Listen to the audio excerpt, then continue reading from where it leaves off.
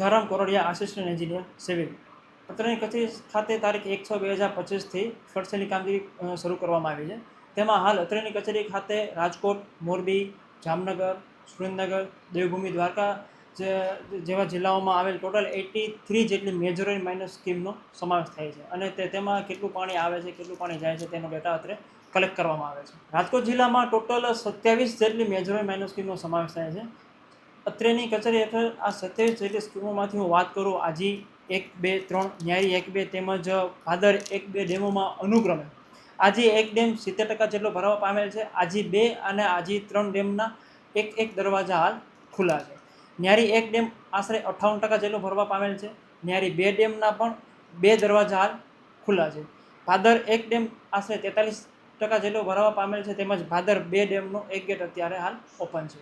પાણીની ઓછી આવકમાં રાજકોટ જિલ્લામાં ગોંડલી અને વાછપરી આ 2 ડેમો એવા છે કે જેમાં ઓછી પાણીની આવક થવા પામેલ છે. ગોંડલી ડેમ ફક્ત 6% અને વાછપરી ફક્ત 20% જેટલો ભરવા પામેલ છે.